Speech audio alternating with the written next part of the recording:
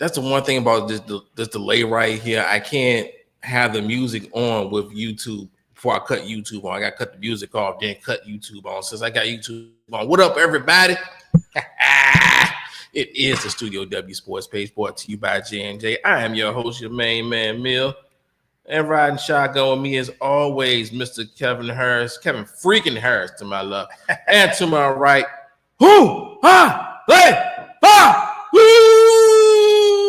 all gas, no brakes. That's why his camera's off. Because it's always gas and no brakes. What up, Facebook? As I'm bringing y'all into, y'all can feel free to join in on the fun. If y'all can get in, if y'all get, like it's Fonzo said, get in where you fit in. Hey, we gonna dive into a little bit of what happened last night. We can dive into wherever we want. Hey, I mean, look, we off the rails already. So look, steel cage match solo. So what do you want to talk about? What do you want to start off with? Let's start off with how we might have just seen Cody's heel turn. Oh yes. Houseway. Oh yeah, we've seen several little teasing alerts going on. Did you see his attack last night on Mr. Seaman? Oh, we mean they put him through a table and made him sign the contract? Yeah, and I've seen a couple of things that were very noticeable. That when he arrived, he was wearing the Final Boss's eyeglass collection. That's one. And he had on the watch that the Final Boss had gifted him. Ding, ding, ding, ding. So could that mean it could be a double heel turn? Possibly. Well, I need Cody to be a heel. Well, we also need Krishan to jump in here too, because this is going to be interesting conversation. But yes, those were the noticeable things that was. Have y'all seen who they say they gonna put up? Who they pushing as the leader, the faces of the next generation? Oh yeah, you one of them. Rhea and Braun. Rhea, Braun, and Fatu. Mm-hmm. Needs to be a fourth female.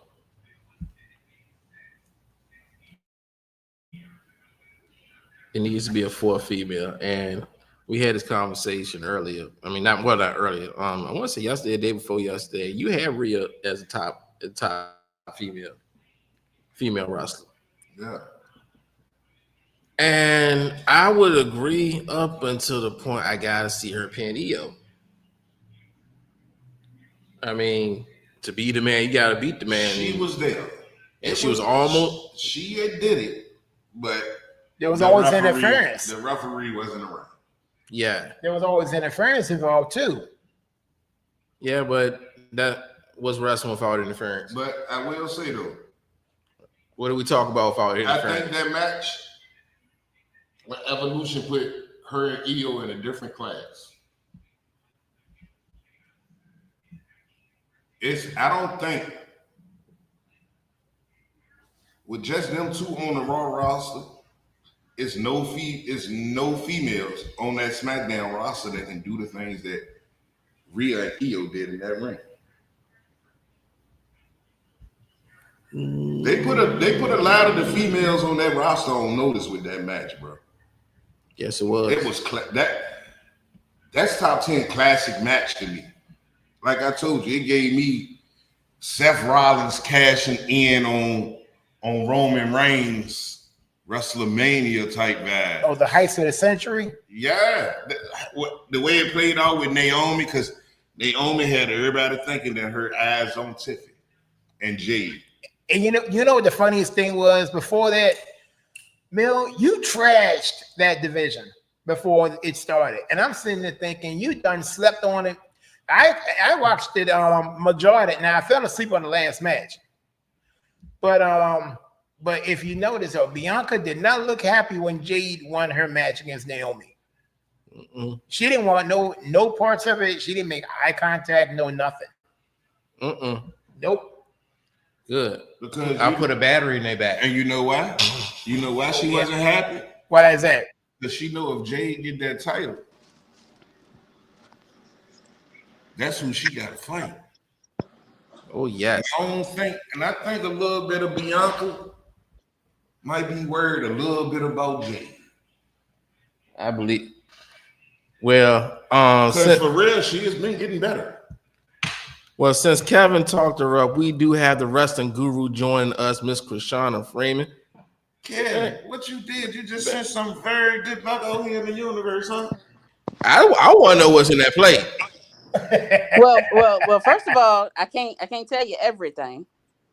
But it is a good plate. Shout out to the market at 25th.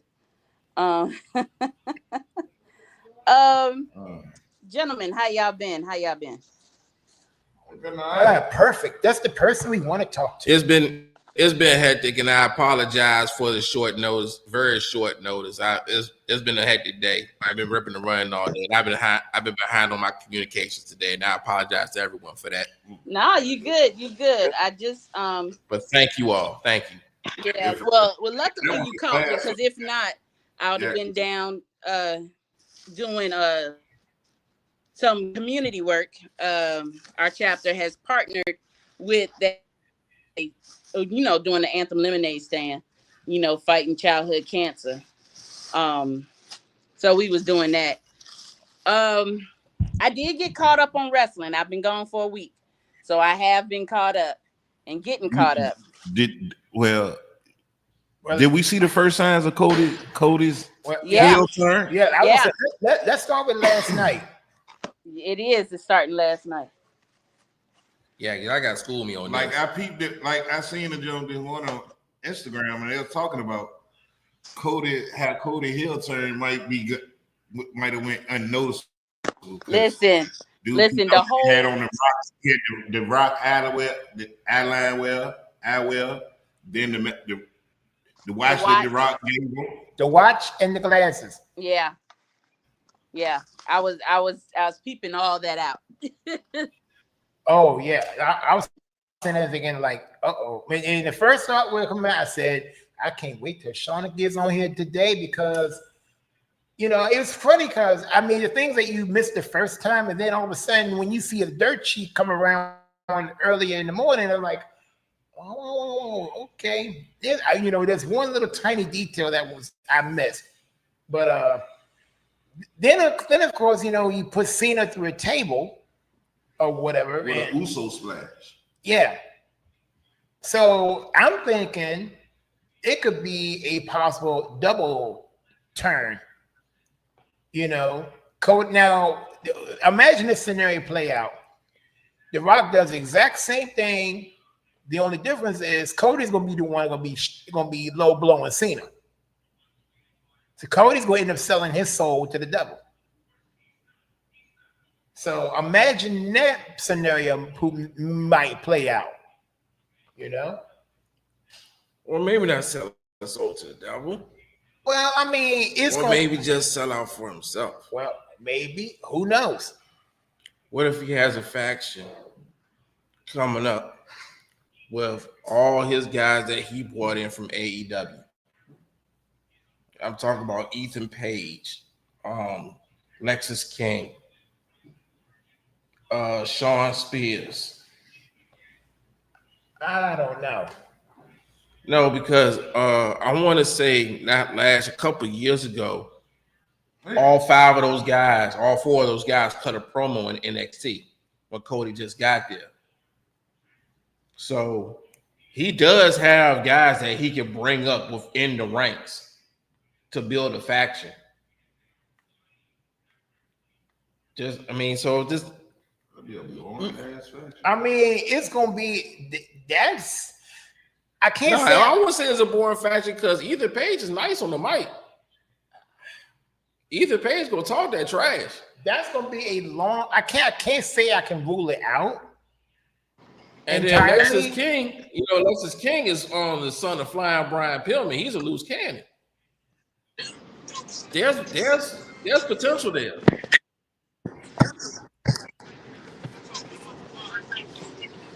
I wouldn't rule out that being boring. But I want to see what's gonna happen since Roman made a return on Monday night too. Oh, now they were talking about that Roman is supposed to, quote unquote, be at every appearance on Raw between now and SummerSlam. That's the word that I was getting early in the week. About time. Now, because we ain't seen him in the month of Sundays. I mean, so what? well, that's true. Now, when he came out on Monday, now if we saw Raw like towards the end of the show, like everybody were like they came unglued basically. Roman comes out, everybody just loses their mind, So he comes out. So basically, he saves Jey Uso and CM Punk. Now, rumor mill has it that Roman and Jay are going to be in a team in a tag team match against Breaker and I can see it. Bronson Reed. Mm-hmm. Braun. So do you see that happening, Shauna? I do see that building up. And I do see yeah, I definitely see that. And then I also see one more person coming to TNA who may end up crossing over to come to SmackDown. And who may that be? Zilla Fatu. Hold on, he's signing with TNA. I think he's going to sign with them because, like I said, he's still a free agent. So I think he's going to, but of course, with them doing the crossover, that's how he can get on SmackDown.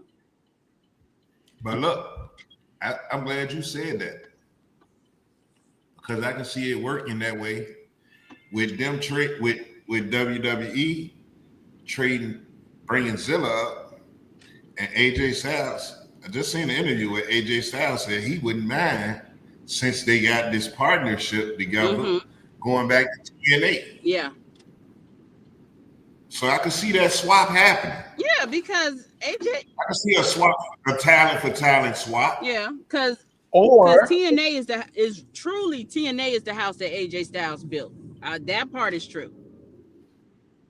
Because I also read something about he might go to ECW too. Go where? ECW. I mean ECW. AEW. Sorry. Oh yeah. I ain't seen that, but Possibly.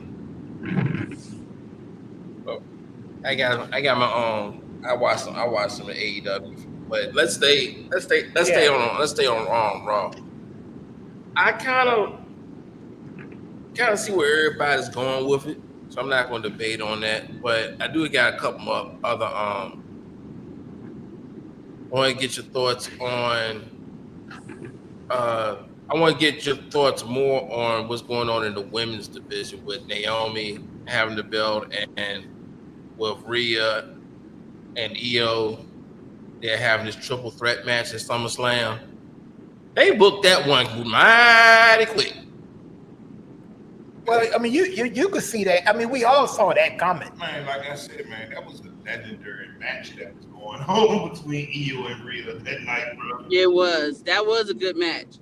But I do think that the build up for the triple threat, we already knew it was coming. Exactly.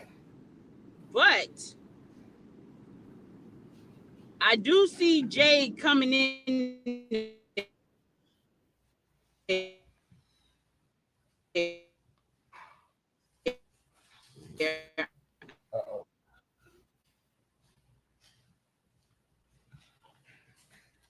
Uh-oh. We having some technical difficulties with Miss Freeman. Please stand by. Yeah, she done froze up. Uh-oh. All right, so back to the She's back there. I see if yeah. I'll see if I can bounce around and bring her back in. No, but okay, so basically I think once we all saw the build-up coming. Yeah. Like she said. Now, when she mentioned about Jade Cargill, how's she gonna be involved? What role will she play in this? Because she's hungry too. You know what I'm saying? Jade is playing. Jade is fighting Tiffany Stratton. That's SummerSlam. Yeah. Oh yeah. Okay. That match is already. All right. Okay. Yeah, because she's queen of the ring. That's already. That was already predetermined. Yeah. Okay. All right. She has to deal with Tiffany time now. That might be depending on how this is the match that's going to show how well Jade Cargill has come along. This match right here. Yeah, I will say that. Yeah, I mean the biggest stage, a main event attraction. You got to put on at least 15 minutes, and you gotta go. You can't freeze. You gotta go. Oh man! Speaking of 15 minutes, it's almost like saying, "Oh, we'll get to that other match, Mel. I want to talk to you about," and you know from last week, which pissed you off. But anywho, but this is the barometer for right here for Jade. Like how long? See, and the one thing that's going to enter our minds is, or like I say, at least in Mel and minds is, how long can she last in the ring? You know, because. Yeah. How clean can she make the match? Because we have criticized her since the beginning. You know, she can't wrestle, blah, blah, blah. She had to get sent down to the performance center and all that jazz. You know. If they blow this match, she's done. Well, I ain't gonna say done is in literal sense. I mean, but this is a match I think we're more intrigued in this. Her career in right. This on the main roster. If this match turns out bad, it's going to set her back. If we see too many botches, yeah, you know, because I know that y'all. Oh, we all seen the botch with the trash can. Yeah. Oh man. Oh boy. It was almost a botch with the table at the end. Almost. Because it's sad how almost every single match that we've seen from her, you can almost guarantee that she will have a botch somewhere in during the match. But the botch with the trash can won't on her. It was on Naomi? Yeah. Yeah, it takes two to botch. Naomi knew she botched it when she got kicked. She tried to roll out the trash can and then was like, "Oh, come on," and roll back in it, and you see her put her hand on it and save it. Yeah, she had to kind of like save that one. But you know what? Here's another interesting stat, though. Ramon, you're gonna love this.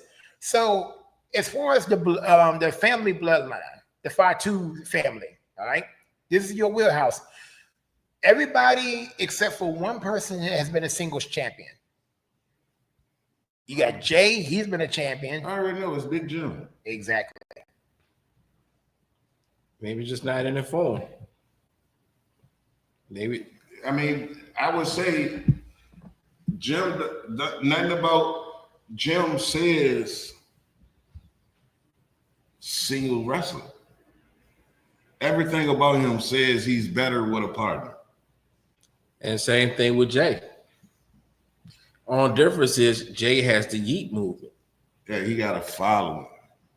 Well, that's not the only only difference. Well, yeah, I mean, but you also got to think Jay is, and you got to give Jay credit for this because he's put on more main event type matches. He has delivered in big spots before. Yeah, my problem ain't his delivery; it's the presentation. Jay does not have a move for himself. He's great at using everybody else's moves on them. He does not have his own signature move. He's the only Samoan that's like that. The Rock has a rock bottom. Solo got the spike, spinning solo. Roman got the Superman punch in the spear. Everybody, I mean, him and his brother got the super kick and the splash. They took the 3D from the Dudley Boys. I mean, what is one thing that he does that nobody else do? He won the title with Gunther's own move. That's the only thing that's holding Jay back. He ain't got nothing for himself. Can he go? Can he go? Can he perform? Absolutely. Yeah. He gonna sell out. Oh yeah. I mean, he's over. So I'm sorry. As much as I'm a fan of the Usos, they are my favorite tag team of all time. Jimmy and Jay, y'all my favorites. But his title reign was justified. Yeah. It went as far as it should have went. Yeah.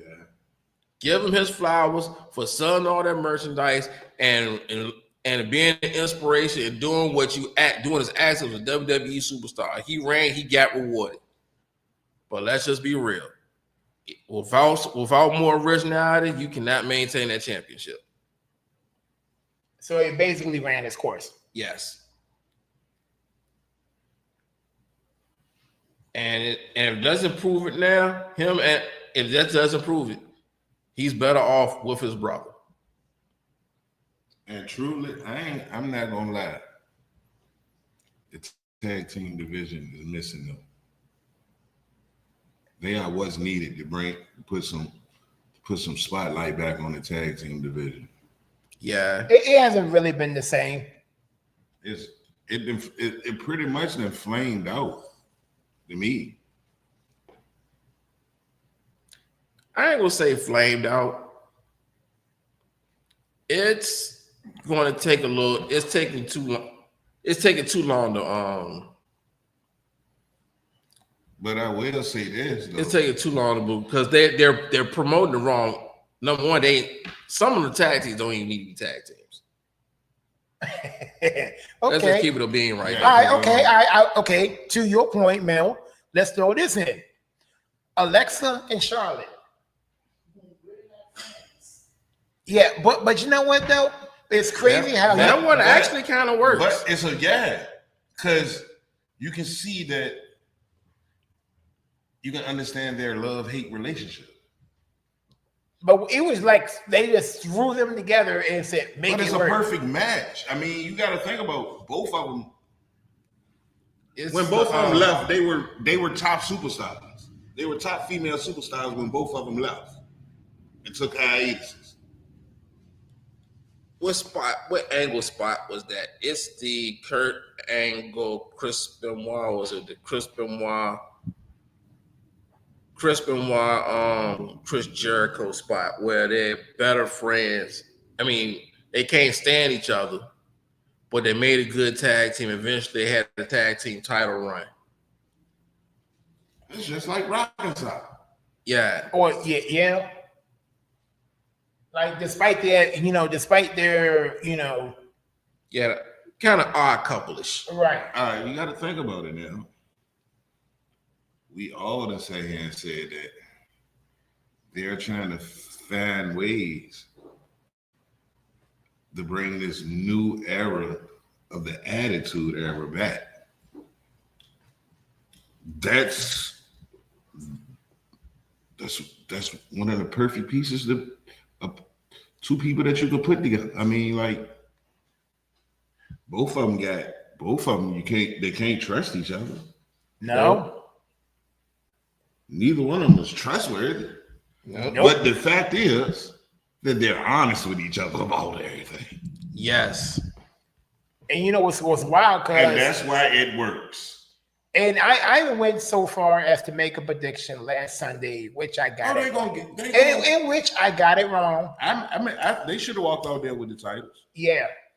But even they said that the Raquel and Roxanne, they felt it wasn't the right call.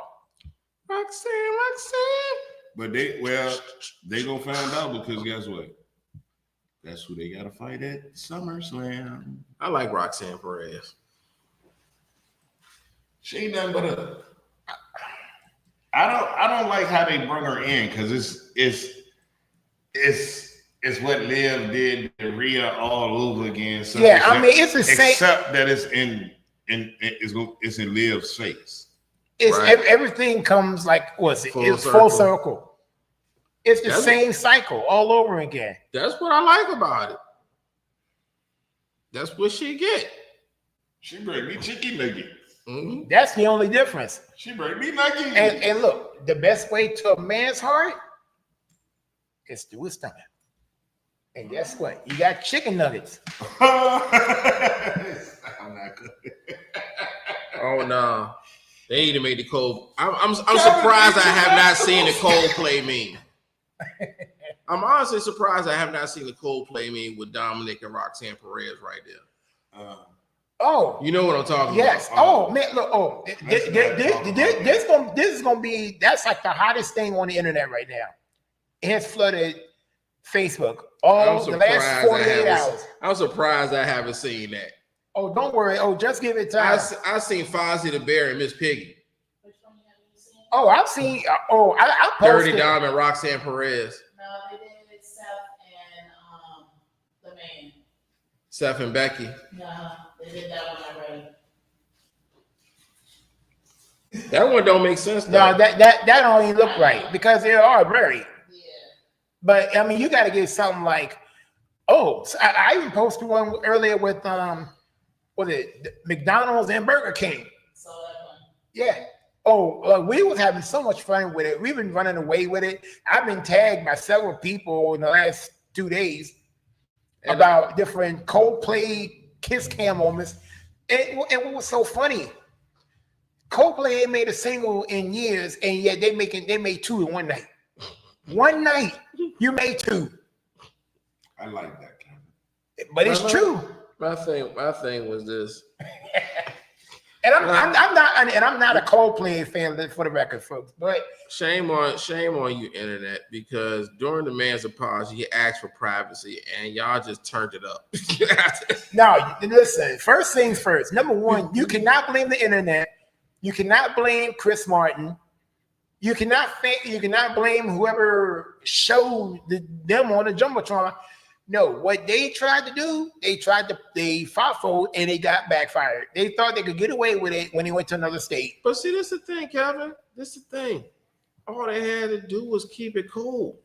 That's all. It was crazy, and it went away. Nobody been the wild. Look, it's so crazy. No, because 80% would never know.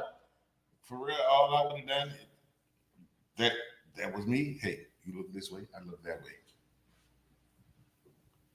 But I'm still. I mean, what? I'm already caught hugging. I'm not going to acknowledge too much more of this camera on me because they done already caught the fact I'm already doing something wrong. You look one way, I look the other. Yeah. Not do this. Yeah, but like you in the movie, like I'm going down. Yeah, but the fact that you her reaction gave up everything. Yeah, the fact you drew attention to yourself. Yeah, because what she said. In a really good fight against the Jaguar. Everything. So he's had that fight where Latin hasn't really. He really went somewhere either. That's on crazy. Yeah. Right. It's the CEO and HR lady. I mean, when you combine those two and they both got caught. So pretty much, Sonya, I'm the boss. She's my secretary. And you got caught creeping. And now you got in front of the world.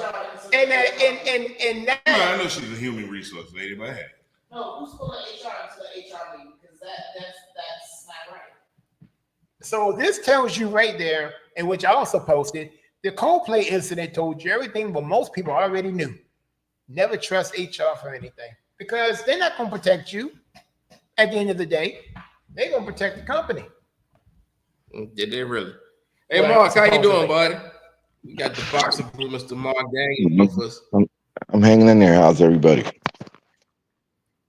What is going on, man? What is going on? Nothing much.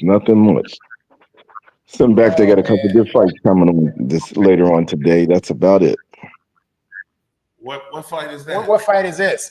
Well, they got the heavyweight fight, Alexander Usyk and Daniel Dubois. That's going to probably be about another hour or so. Then you got Sebastian Fundora and Tim Tszyu fighting, and then you got Max Holloway and Dustin Poirier for his last UFC fight. So they got some pretty good fights coming on for today.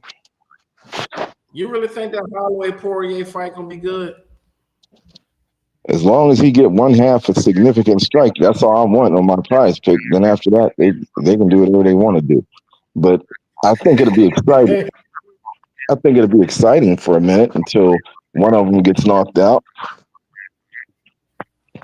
Yeah, something. See, Huh? Yeah, Mill.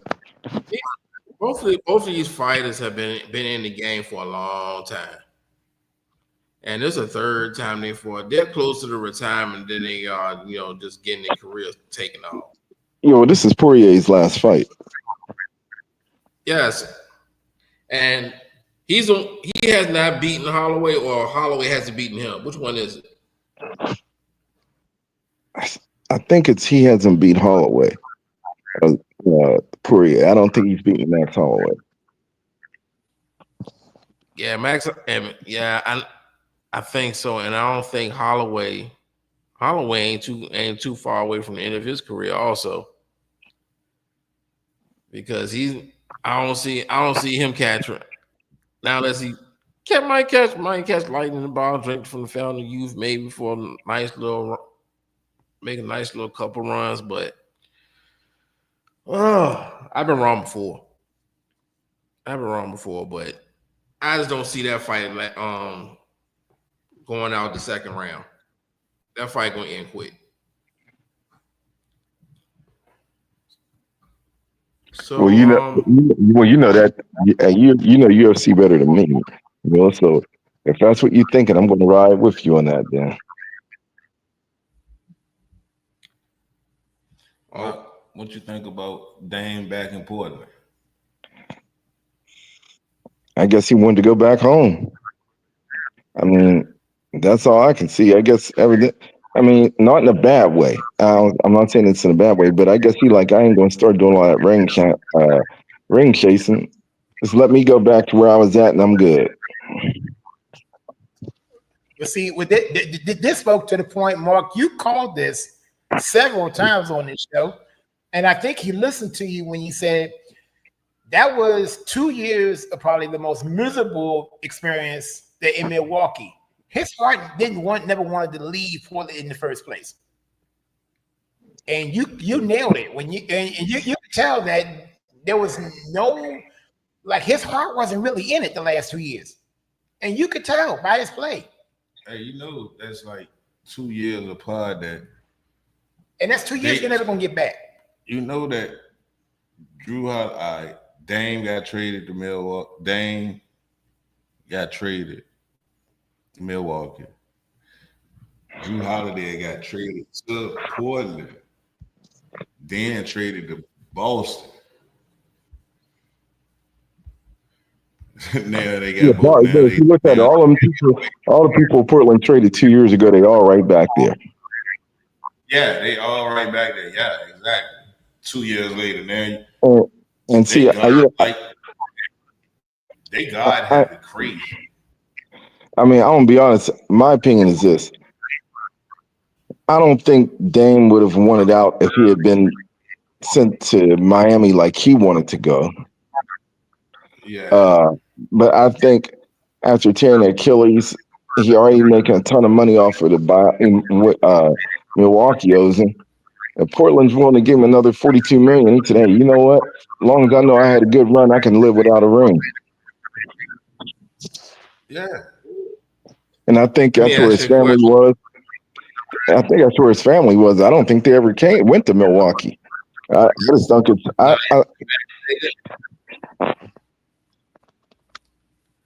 Yeah, it's family stay. Everybody's still in Portland. Yeah, and see, and Milwaukee didn't want him to go to Portland to rehab. They wanted him to be in Milwaukee. So now I want to rehab. I don't mean to say it in a bad way, but I think I'd have wanted out of Milwaukee myself. First of all, I believe the city's probably mentioned. Second of all, once they traded Drew Holiday, that team is done. And I don't know. I know from my experience of being there, I'm pretty sure Dame was saying in his mind, "I got to figure a way to get out of here." Yeah, I mean, I know he didn't play in the tear his Achilles, but I guess he said, "Well, dang, if they're gonna cut me, let me make the best of getting out of here." Yeah, I can definitely see that. Nobody wants to stay in Milwaukee. Milwaukee. No free agent ever in the history of the NBA have I ever seen anybody say I want to go to Milwaukee? There's It only one does. person. It does. Miles Turner did. No, Well, Miles Turner went after the bag. Miles Turner took look, a bag. look, Well, Miles. he wanted to go. Again, Miles Turner would have went to hell if they would have gave him the money. So, uh, I mean, so to go to Milwaukee, what? I mean, that's a no-brainer. Who else was willing to give him that type of money? Right. And he basically no-showed in the finals except for one I mean, game. you say Milwaukee does not have. I mean, it's not a. I mean, Milwaukee really overpaid. Milwaukee had to pay him that much for him to come there. Let's look at it You this have to. way: they already got a player there to me that is some similar to him that is better, and they're paying half of that. And that's Bobby Portis. So I mean, what would you give that money to Miles Turner for? I mean, they try to do I whatever they have can to try to make my man happy, Giannis, and that ain't Yeah. nah. Hell, they kept his brother on the team for 2 years. He was nothing but a hype. I mean, he was nothing but a hype man. So what Milwaukee does is not. It doesn't surprise me. That's why I'm in the transfer portal. And I Giannis can't. Giannis is still sitting there. He ain't going there because this is typical stuff. What have I called him? Jimmy the Sledgehammer Haslam. He just throw bags at the problem. This is way of him trying to fix it. Like I said, no one wants to come to Milwaukee, so he had to overpay for someone like Miles Turner to come. And Miles Turner, and for what it's worth, he can't create his own shot. So if Giannis goes down, who's scoring the basket? If Giannis is not in the game, who's the one that's scoring the points? Who's the offense going through? For all of this, I'd have paid Brook Lopez to stay. If you I really want to think keep it a being, because even I if think Giannis goes Miles down, you can Turner. run the offense through Lopez. You can't run nothing through Miles Turner. Like, you can Yeah, barely hit a three. yeah. You can run something through him, the opposing team's player, because he don't do nothing else. All you gotta do is be in the paint. Just causes a little. I don't know if it's the owner or it's just the people that he hires. I mean, somebody got to be fired behind this. The biggest name you can bring in out of everybody in free agency, best thing you can do is overpay for Miles Turner. That's what we're talking about here. I still haven't figured out who I'm gonna root for yet. But I might just stay in the transfer portal for a year. I might just scope the landscape, take a year off from it. You're gonna be on the sidelines. Yeah, I'm gonna take a year off. Be on the sidelines doing commentary. I see SGA recruiting my boy Russell. What do you think? All right, so Mark, do you think that's going to happen? Russell Westbrook, back to OKC. No, I don't think that'd happen. I think that would. I mean, it would be good energy, but I think that would I think it would disrupt the chemistry in that locker room. Russ is a fired up type of dude. You know what I'm saying? He's going to get emotional with stuff. And the first time there's some kind of disruption going on, trust me, by the NBA trade deadline, Russ is gone. So it's his best he don't even go there. So where do you see the best fit for him? He's still out there somewhere. Well, it was where he was, but I don't know. They re-signed Bruce Brown. That makes it kind of, I mean, that kind of closed the door on that. I think if he was going to go to a team, I know people will laugh, but if he was going to go to a team that needs a dude like him right now, Might be somebody like either the San Antonio Spurs, or I'd say somebody like the Spurs, a team that's really needing somebody, Cleveland, or Hell, um, Milwaukee. or New York. Yeah. I thought about Indiana at one point. Yeah, but ain't nobody going there now. They might just start a fire sale now. They getting that. It seems like they getting rid of everybody. Yeah, they toast. They toast. Because of our Halliburton, you just got Neesmith and them hard. Halliburton's gonna be off next year. We were talking about Miles Turner going to So you already Milwaukee. lost. So you already lost two people right off the bat. Yeah, Neesmith and them hard there. And you don't get TJ Mack. You know, I mean, like he'll show up every now and again. That's the problem with TJ. The problem with TJ Mack, he's a microwave. He's only good for short spurts. Or like Vinny Johnson. Yeah, when you give him too many minutes, that's when you see the bad version of him. You have to keep him at a minimum. So are you giving him a minutes? Yeah, you gotta keep him on a 20. He can't play no more than 20 minutes a game. 20 minutes max. That's the most you give him. So that's the most. If you was a coach, yes, that's just how you would operate. Yes. Okay. I cannot get this man 30. He can't be up in the 30s, close to the 30s. He needs to be to the low 20s. Low 20s. I'm getting a very good basketball player. Nice spark while my guys are resting. We're trying to game plan this thing. But if you have to rely on him to play extended minutes, he's gonna start turning the ball over. We've seen that in the finals. We've seen it was on full display. So you got to put him in like 5-minute spurts, basically at each quarter. Yeah. 5 minutes here, maybe 3 minutes here, and 7 or 8 minutes there. Well, yeah. I mean, how you want it, but I would say no more than 25. Now 25, you're pushing it.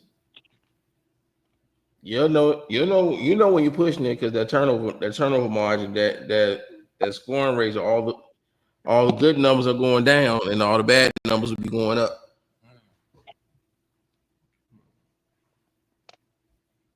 So, fellas, since we also on the NBA, I want to talk about one this show that was on Netflix called Shooting Guards. Untold. The untold story of Javaris Crittenton and Gilbert Arenas incident with the Washington Wizards. I seen it yesterday. Have you seen that, Mark? Man, I ain't wasting my time to see those dudes getting into it over some gambling, and they decided to bring guns to the locker room. Gilbert Arenas basically ruined his career. He didn't realize he was already dealing with a sniper and Javaris Crittenton, who ended up, I think he's in prison now. No, he's out. He's out. Mm. This is no, Mark. You might need to watch it because for real, everything that happened really is all on Gilbert Arenas. This is basically what we was talking about last week about giving them all this money and stuff like that. Pretty much what it was. Yeah, and I said, look, all of this would have been avoided had someone would have whooped Gilbert. Someone should have whooped his ass. Somebody need to put hands on this dude. But you know why I say this? Remind me of, after watching it, it reminded me of what we were talking about.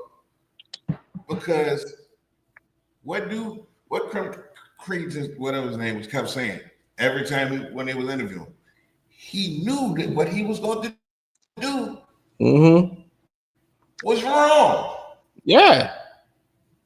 He was trying everybody, and no one would step up and just punch him in the face. And Gilbert Arenas Gilbert Arenas said, yeah, it's pretty much Gilbert Arenas brung him 2 guns to shoot him with. Wow. But dude said, no, I'm gonna shoot you with my own. If it go down to it. And what's the insane part the is whole thing. And it really won't, and Gilbert Arenas won't even gambling with it was over a card game that they weren't even involved in. Yeah. It wasn't even their card game. They weren't even the ones playing cards. Yeah, but Gilbert Arenas tried to lure boy. It was just somebody like if this was with the Heat, Udonis Haslem would have checked him. Yeah. If this was the Bulls back in the day, Charles Oakley, Bill Carr, somebody would have checked him. If this was the Knicks back in the day, he'd have got checked. They ain't have nobody to check this man down in Washington. He was the man. He was the face of the team. Who gonna check him? They ain't have nobody there to just like there was. I mean, it was weak to me. I mean, they ain't had nobody being held accountable. That's why some of these teams nowadays they keep a veteran around like that. And that's why they don't even play in the games. They just in the locker room. And it's sad now because Gilbert Arenas know his actions cost this man his career. It's shame. It's a daggone shame, man. And I got mixed emotions about it because the way he got out. Yeah. Because Javarius Crittenton was on the same high school team as Dwight Howard. And Dwight Howard's uncle was the district attorney for Georgia, I think, back then. And that's how he got his sentence reduced to 10 years. They struck a deal in Salad. And didn't consult with the family of the girl that he killed. Yeah, so I didn't like that. I didn't like that. He came home already. He had 23 years. He home in 10. He came home last year? Yeah, in 23. 2023. How long did he do? 10 years. Out of a 23-year sentence. And what is he doing now? They didn't say what he was doing. He was doing something for nonprofit. He was doing something for nonprofits. So it's called Shooting Guards or Untold? Untold. It's an untold story, but it's called Shooting Guards. All right, I'm have to check. It's a Netflix series called Untold. Yeah, I'm have to school myself with this one. Yeah, that was very. Yeah, good. I'm like, that's it. I give me a reason to call you and say, hey man, look, man, this is insane. I mean, the only reason I watched it because I was at my brother's house and he had Netflix. I got to educate myself with this particular one, man. Like, all right, so what else is going on in the NBA before we shift gears to the NFL? I don't know. It's nothing that nobody really impressed me in the summer league so far. Yeah. Well, they shut down Cooper Flag for the rest of the summer league, and I would. So what's more impressive, summer league or WNBA? 74 straight threes from Klay Thompson, and him dating Megan Thee Stallion. That won't last long either. I think it will. I tell you what, Klay is more of Klay's a low key guy. I think to be honest with you, I think he will humble her a lot. Well, he just bought, man.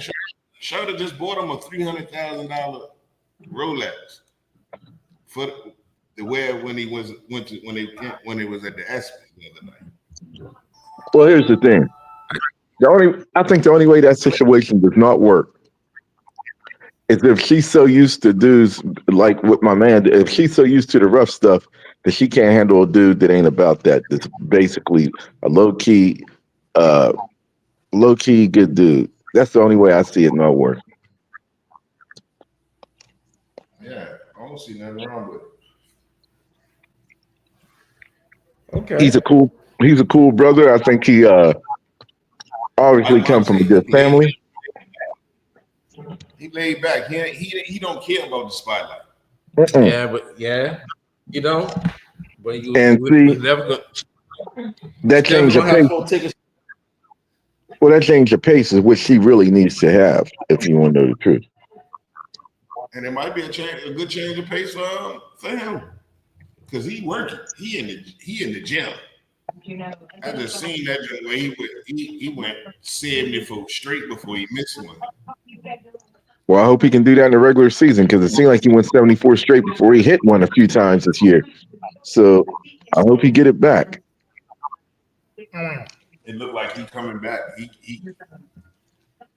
I think this might be a year that he show you that he still Klay Thompson. Well, the same way with Ben Simmons, he has his whole hype video out every July. He has something going on, and then when the season comes, he disappears. Yeah, Alonzo Ball had a hype video 2 seasons ago. Still waiting for him to come back. Oh, okay. Let's talk about this one. Bradley Beal goes to the Clippers. Your thoughts on that? It ain't gonna change nothing. They still won't get out the second round. So I don't think it's anything significant to me. Yeah, I honestly think he washed. Yeah. he is. So I would say, in response to that trade, from the desert to dumpster fire. Yeah, I'm sorry. I think until I see a game, I think he washed. He's not as good as everybody thinks he is. Nah. I mean, like, he was the best player on the sorry squad. And he'll get a quiet 20. He's not getting a loud 20. Like, I'm sorry to say, like, none of the moves that nothing has impressed me about the offseason with the NBA neither. Like, the Kevin Durant trade. Yeah, Houston, you won, but you gave up big pieces. And he's on the wrong side of Yeah, but they gave up on, Jalen Green showed me in that playoff series. I said, you know what? They can afford to let him go. I think the thing that's going to hurt him, I think it was Dylan Brooks. Not your best defensive player, not Dylan Brooks. But no, I said that, no, the one that's going to hurt him is them letting go of Dylan Brooks. Yeah, that's what I'm saying. I like you say, I could have cared less about the Jalen Green part of it. But to give up Dylan Brooks, your best defender, the heart and soul of your team, that's a problem. KD ain't coming there to win a ring. And he ain't playing defense. He came there to run a check, to get a check. Y'all gonna give him one. It's giving me Dame the Milwaukee vibe. They got rid of their best defender and Drew Holiday to bring in Dame and see how that ended up. So we're looking at 2 years of. I mean, what was more impressive that Houston did to me than KD? The outside of the KD was bringing back old boy that played with the net, the Hawks. Well, they got rid of they brought in Clint Capella. That was it. Now that was a big move. People don't believe that. That's going to be a big move. Yeah, that's the best move that they made. Yeah, I could agree with that. And even re-signing Steven Adams was more impactful than getting KD. Well, I mean, if you look at it this way, they're going to need all 3 parts. You know what I'm saying? For it to work. But I don't think, regardless of you getting KD, you might don't be the second best team in the West. You're not going to be the first. We already see what they did after they got their ring, after the season was over. They read up everybody. Oh, OKC? Yeah, that ain't going nowhere for years. Yeah, with just 3 people, that's over $822 million. No. they read up with their core four. Who's the fourth one? The one that come off the bench. All right, so Yeah, because one of them heard they read. Yeah, they gave 4 big contracts. Okay, so we got SGA, we had Chet, we had J Dub, and the other boy, Williams. Well, that's what I'm saying. With Jalen Williams. What I call J Dub. That was 3. Somebody else that came off the bench with Jalen Williams. They came off the bench. That was a key piece. You talking about what, Caruso? Caruso or Hartenstein? Somebody else, they gave a nice piece. Somebody that's a young boy. Or how about Dort? No, it wasn't him. Those are the ones I can think of. All right. Well, I mean, Isaiah Joe. I could be wrong. Yeah.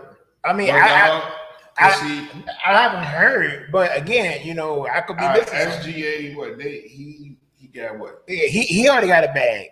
What they give him? 280. I want to say 285. They got the max.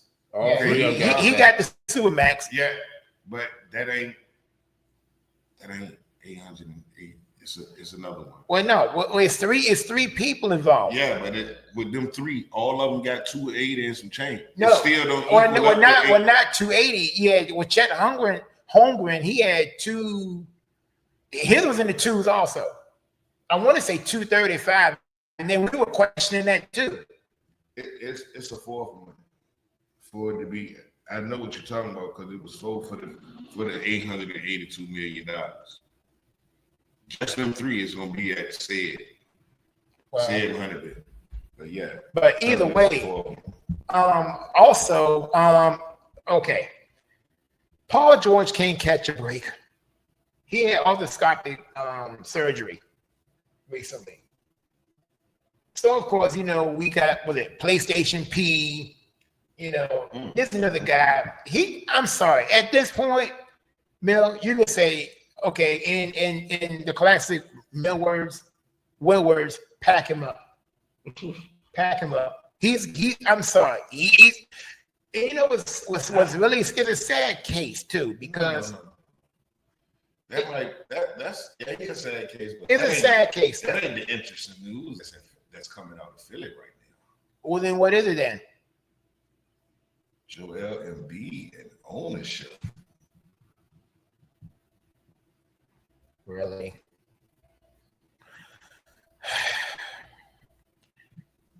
You know what?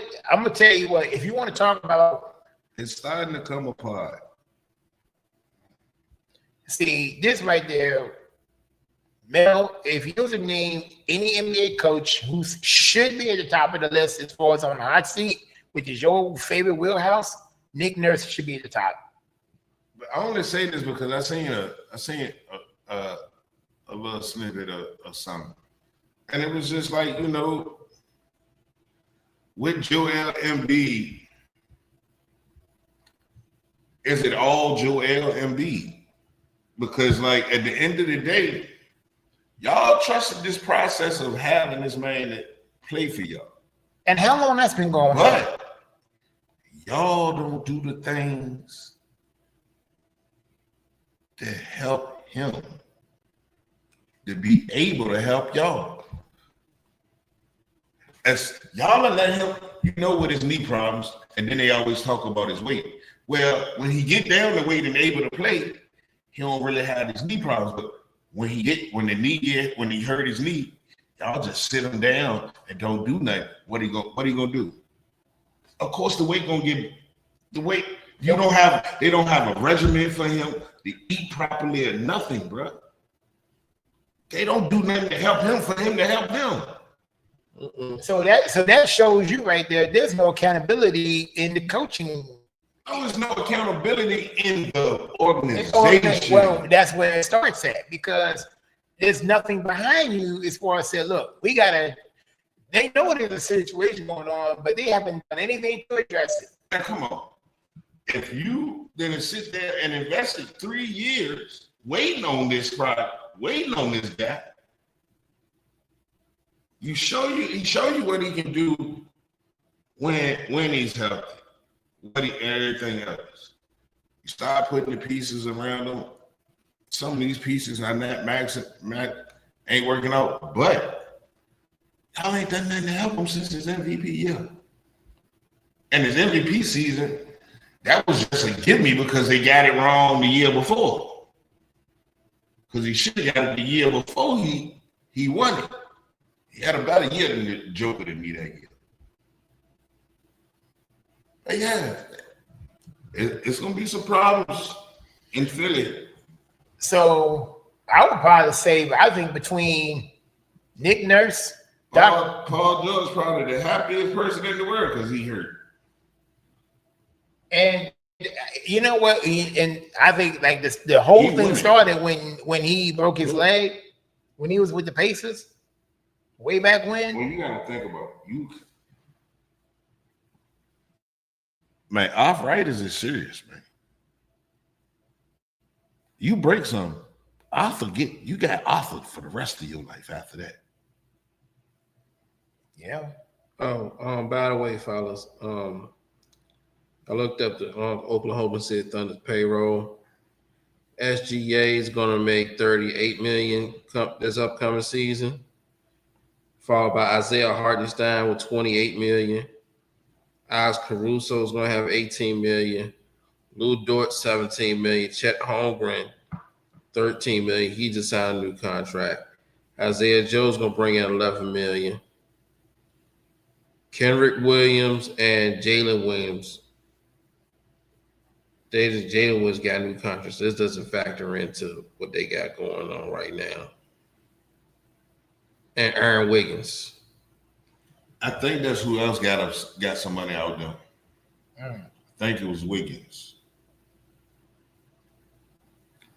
Yeah, I think Aaron. Yeah, it was 4 of them. Yeah, Wiggins was one of them, I think. Well, he's slated to make $9 million. But I'm talking about I think he recouped with them too this year. Yeah, he's making 9.6 this year. Next year, 8.8. Next year after that, 7.9, 7.9. Well, he probably did re-up, but that's the contract. Because this one got him going through 2029. So that got to be the contract. That got to be that contract. The one that don't show up on here is SGA's new contract. Lou Dort is in probably like the final year of his contract. I mean, his contract expires next year, but I think he probably maxed that one out with incentives and things of that nature. And it don't show Chet Holmgren's new contract. Oh, one more back to your summer league news. Also just found out. Pelicans rookie Derek Queen will be out for about 3 months. Wrist surgery. So Zion Williams project again. So I'm not sure how. I mean, well, that means he'll be ready by the season start. Season don't start till the end of October. Yeah, well, he's gonna miss at least the first part of it. The first week or two. Yeah, maybe so. At least 2 weeks, maybe. That ain't bad. I mean, but the real season don't start till Christmas. That's when everybody's gonna start watching. Then. No. But that's what it used to be. But now you got football taking over there too, because you got football in NBA on Christmas Day now. But yeah, I haven't done a whole lot of scouting as far as summer league things go. I did see a couple of jams. In one of the games, they have some weird system going on. I think I think OKC was undefeated, Atlanta Hawks was undefeated, and I think Charlotte was undefeated too. So it's some weird system going around, they're in the playoffs and whatnot, but it hasn't been a whole lot to, at least pique the interest per se. Now, in the WNBA, Caitlin Clark, unfortunately, wasn't able to participate because she had a right groin injury. So she's been out. And a lot of people were So who's her replacement? Angel Reese? Look, here's the thing. Tell me why I see a clip, and I think I know why, Ramon, that she got snubbed and whatnot. She can't make a layup to save her life. It is so the footwork has been horrendous. I don't know what is going on, but I can now see why that she, hasn't gotten, as far as the pub that she was expecting. Who? Angel. Man, you tripping, man. Angel Reese beats, man. I mean, but it's crazy the way she the way they broke kept a record for something like a couple of days ago, a WNBA record. Yeah, one of those double records she broke. Yeah, but no, in her career, one of the quickest to 500 and 500 too. Yeah, 500 points and 500 rebounds. So can't take that away from her. Yeah, well, let's talk about how has anybody seen what Shaq said to RG3 about him wanting to talk about Angel Reese? Mark, have you seen that? Which one is it now? When Shaq was on a podcast show and he directed some comments straight to RG3 about Angel Reese. Well, he ain't playing. RG3 got to quit some of that stupid stuff. And yeah, he drank too much of that milk that he liked. Oh man. Yeah, he gonna get caught up, and he gonna get some real milk when Shaq knock him out. So yeah, he needs to chill out. Shaq looked in the camera like he knew RG3 was looking at this podcast show. Like, you say anything else, I'm gonna beat you. Yeah. This won't know. I'm joking. This was a serious. Oh, he ain't playing with it. Yeah. He said, "Say one more word." This one of those like don't poke the bear. Oh, he'd already poked it because he said that he's the reason that she hasn't responded because he's telling her not to. Oh yeah, I saw that too. He's telling her not to. I had to play that a couple of times. I'm like, man. Did you see they interviewed what? I think it was Cheryl Swoops that they asked about it. No, I didn't see that part. Matt Barnes, Steven Jackson, and all the smoke. and Matt, she was on there. Now you know now they got a third host. Vernon Maxwell, third host. Oh Lord. Mad Max the third one. Oh, but yeah, Lord, they no. asked Cheryl Swoops about it, and he was like, he really he doesn't like the black woman. It's only so far you can keep going with talking about it. Like, whatever you say doesn't matter because she keeps defying. You see what she does. Well, that part is kind of amazing to me about RG3. Coming from a military family, his mom's, obviously a black woman. I mean, he had to.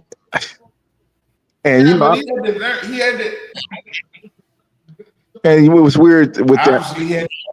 I was rooting for this brother because I thought he did a good job reporting for ESPN. But yeah, I don't know where all this Uncle Tom stuff coming at with this dude. He was already one. Already. I mean, come on. That's the first thing that came out of training camp here in Richmond about him. He didn't even want to go out with the players. Remember, they was doing training camp here. And they were staying here for training camp. Oh, D'Angelo exposed him a little bit. Well, hey, like I said, that dude, let me tell you, I'll say this. I'll say this forever. That his career was doomed on draft day. When they went right behind that next round and took Kirk Cousins, I said, man, this brother's going to have it rough. He having it rough for himself. I swear, he don't like the Queens. I would never understand why He would like you do milk. that as a GM. I would never understand. I will never, ever understand why would you do that. Mr. Derek Galloway, how you doing, sir? I'm good. How are you guys? Man, oh man, we just off the rails. What are we talking about? Well, we were talking about. Well, we started wrestling and we on the NBA now. Yeah, we've been off the rails from the get go. But yeah, we were talking about the Oh, well, now we talking about RG3 and versus Shaq. RG3 and how he liked to drink milk. Kurt Angle. Okay. Well, I'll add my 2 cents. I'll let you guys go ahead and finish up what you were saying. No. We need your 2 cents. Come on now.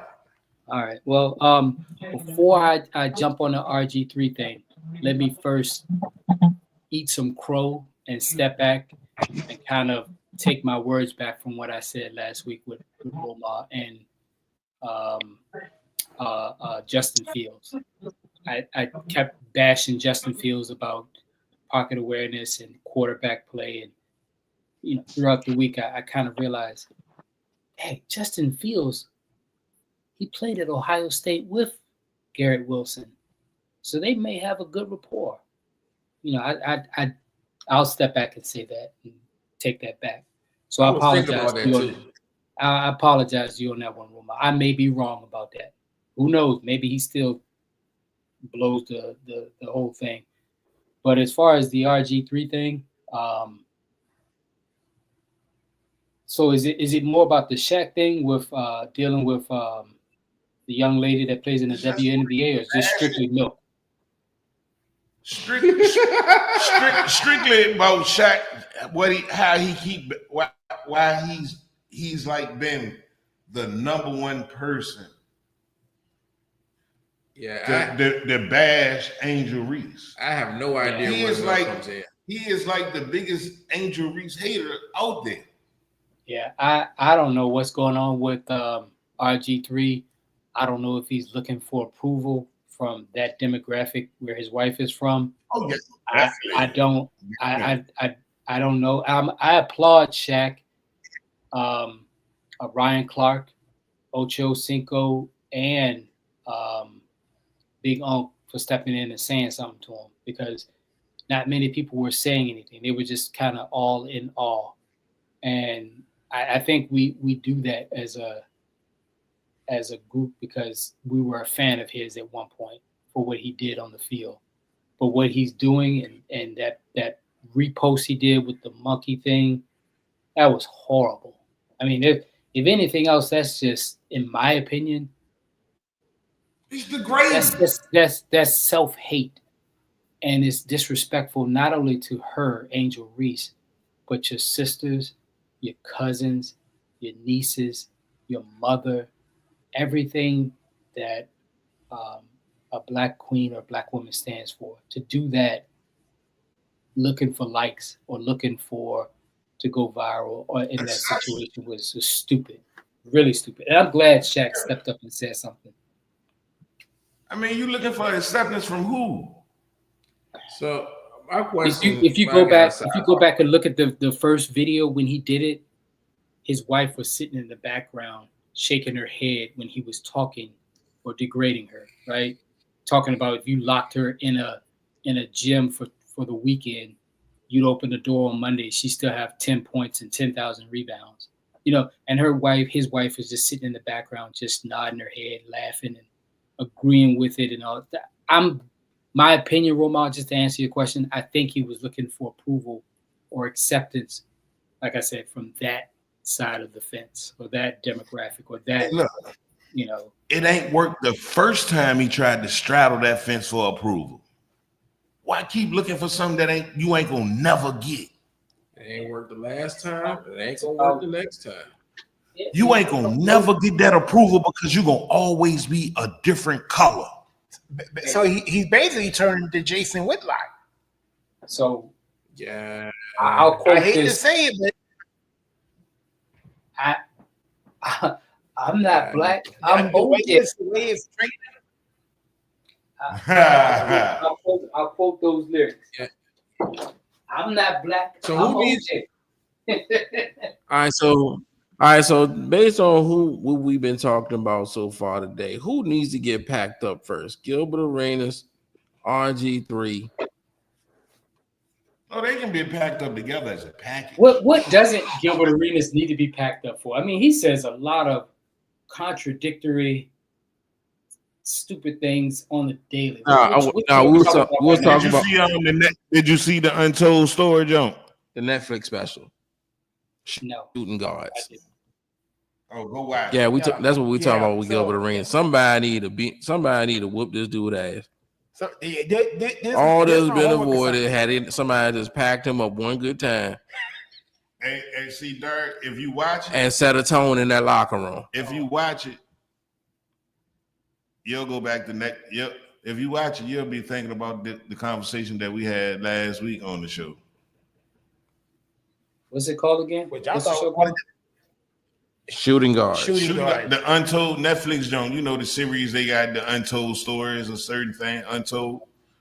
It's called Untold Shooting Guard. Well, just catch me up real quick. What did Gilbert say?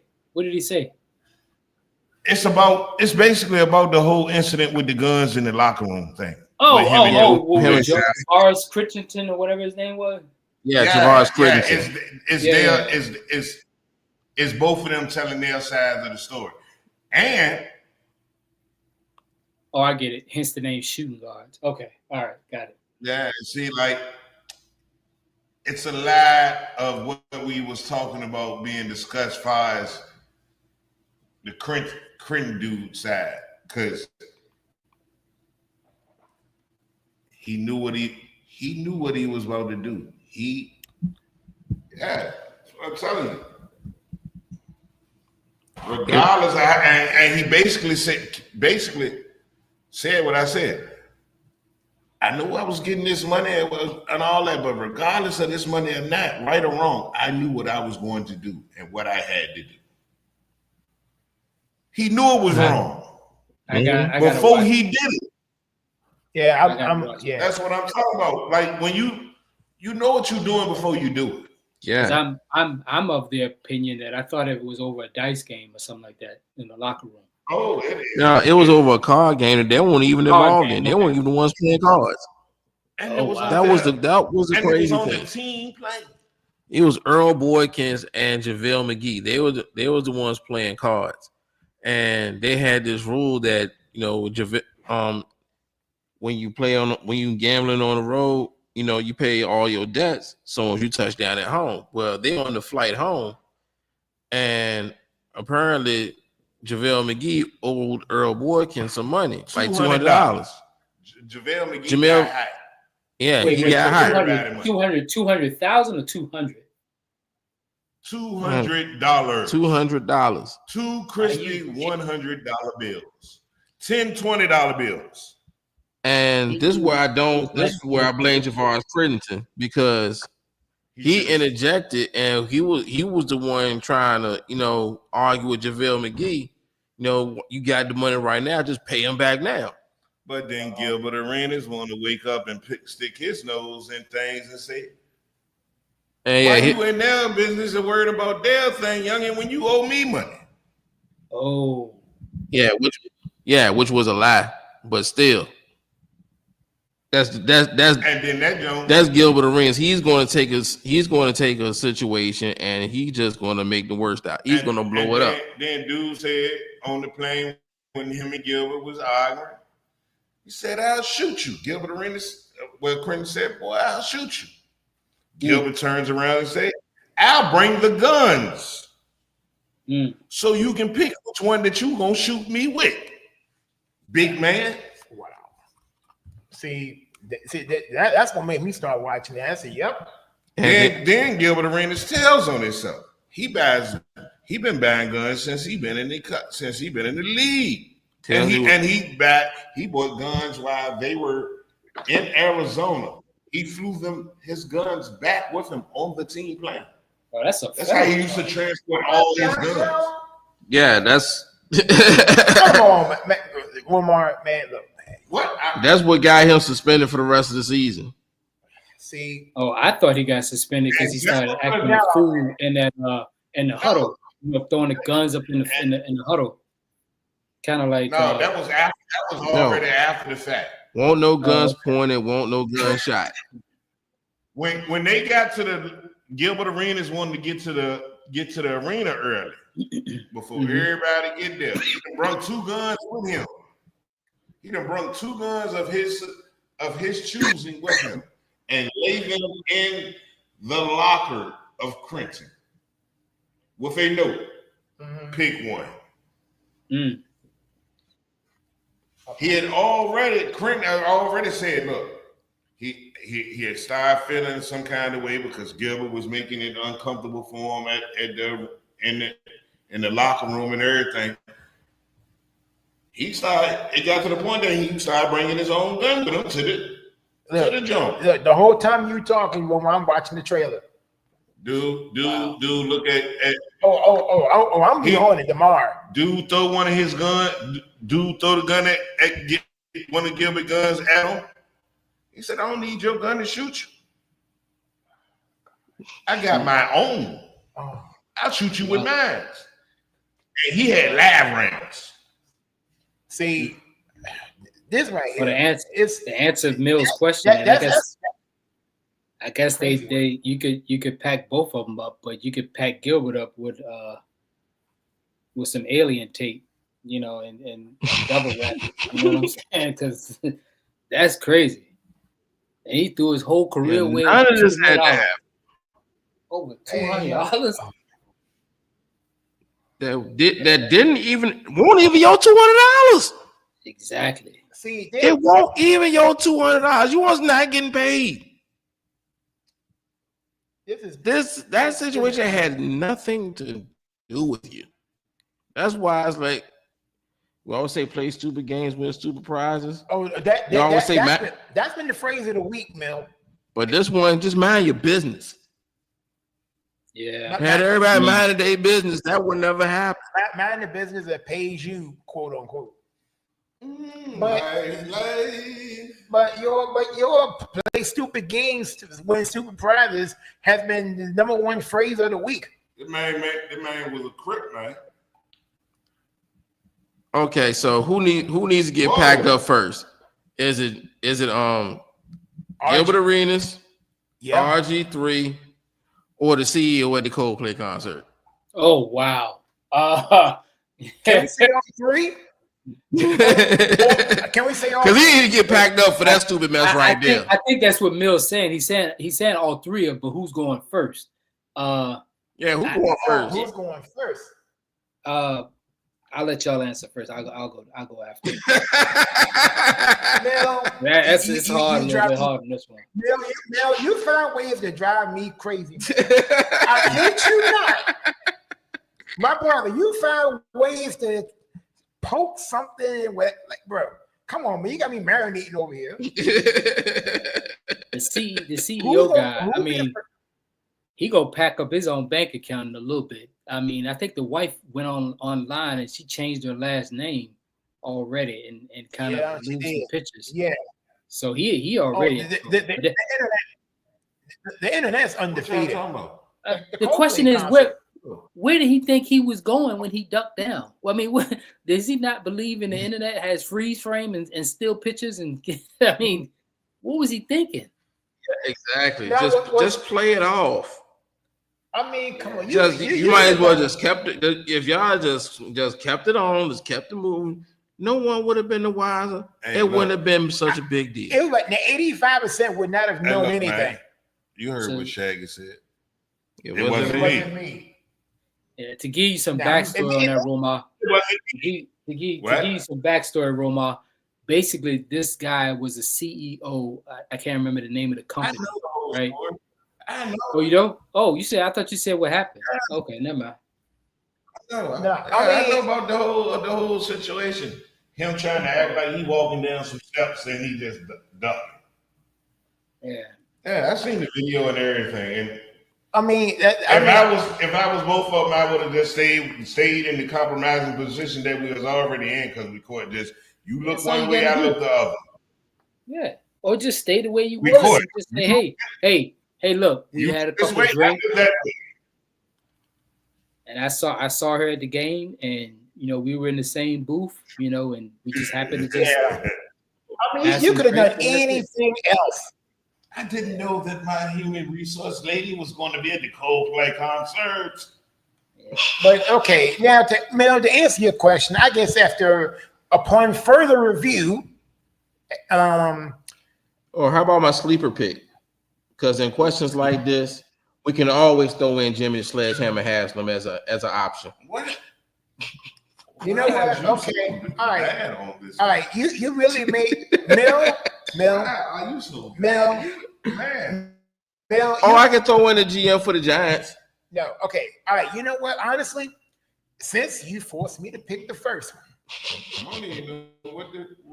I'm going to say, and based on your statements, and I had to marinate on this one, I'm gonna go with RG3. Needs to be packed up first.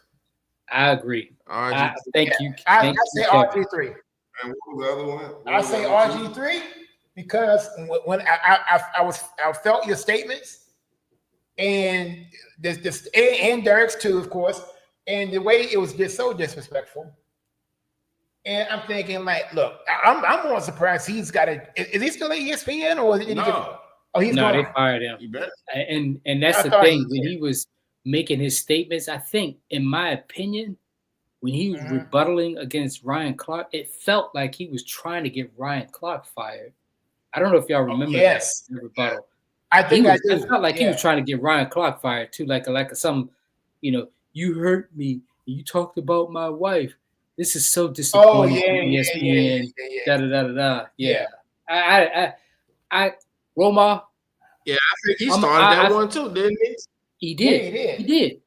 Roma, I'm doing the RG3 what you did to Kobe when he was with the Lakers.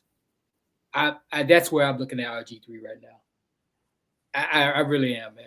I just okay. Y'all want to know what he's trying to reference to when he say that? That how you would shade Kobe a little bit. Oh, I didn't like dude. Oh, you shaded him a lot. He didn't like him for what he did back in 2004. Yeah, and it was all based on accountability. Understood. I can't rock with you. Yeah, you can't. You get caught doing what everybody else doing, but now since I'm the one that got caught, now I gotta tell on everybody else. Now I'm gonna cry and get things my way. A lot of things that made me feel the way about Kobe, because he cried. That's a street violation. You're the street analyst, so yeah. You cried. You cried to get You cried to get Shaq out of LA. After you got Shaq out of LA, you couldn't win, so you cried to get Phil fired. You thought you was gonna go. You thought you had a winner with Rudy. You go 41 and 41. Now you crying because you don't want Rudy there. So now we got to go get Phil back for you. Yeah. So he. I can't respect nobody that cry. So he has to be like Burger King, have it your way. He one of the greatest of all time, but I just didn't respect those type of things that he was doing in the league. But the stuff in between the lines, and don't forget the incident in Colorado too. That's what you're talking about. That's what you're talking about. That's what I'm talking about. Okay. That's where everything started for me. Right. But you cried for a lot of things. We talk about how LeBron cried, but Kobe was the first crier. Yes, he really did. He was. He ain't the first crier. He really did the things that Kobe did. We shouldn't be surprised by what LeBron does because Kobe had already set the standard for it. But see, and that's the part. But the crazy part about it is you laughing, but he did. But it's an interesting point. You're the superstar. You can cry to get what you want because you got all the wiggle room in the world. Now, and it's more interesting you pointed these things out, was because those are the parts that have not been discussed on either social media or on major networks either. Notice, anything that I had to do against Kobe wasn't against because of his athletic ability. It was outside the lines. It was the person. And it was during the time he was playing as a for the things that he done. Right. It was during the time when he was alive and was playing. Now it wasn't after the fact. And hold. And this is the kicker. A young adult.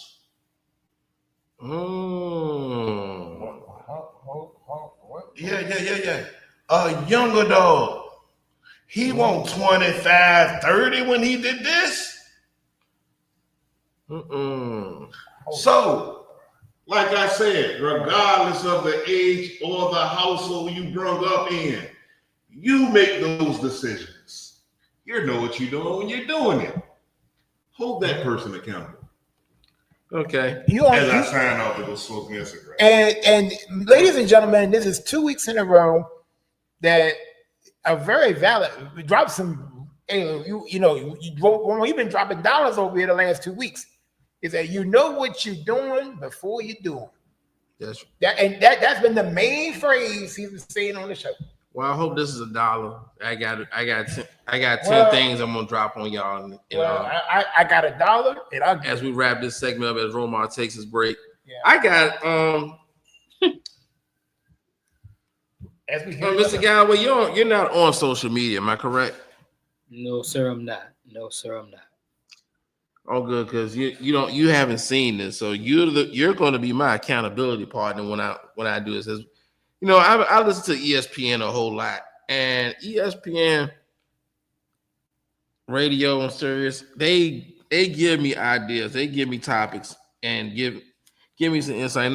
And right now they got outside the NFL top 100, they count down the top 100 players from 100 down to 1. They got that going on, but they also do crazy little top 10 lists.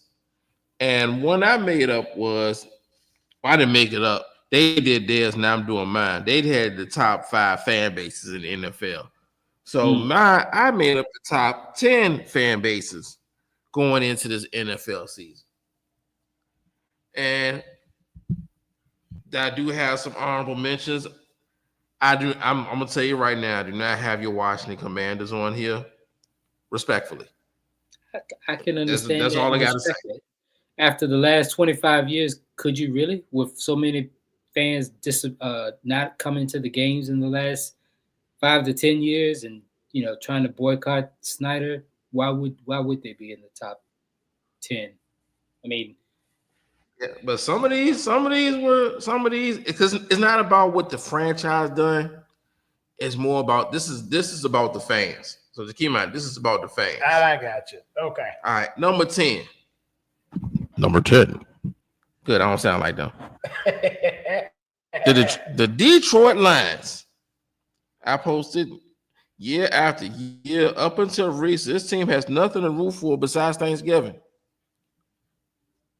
And to carefully elaborate on that, I mean, this team has been around forever, owned by the Ford family. They have never won a Super Bowl. I don't even remember them being in an NFC championship game. They had, and up until recently, I mean, I think they might have been in one, but up until recently, I mean, they're good right now. But shout out to they fans. They show up at week in and week out. They still pack this.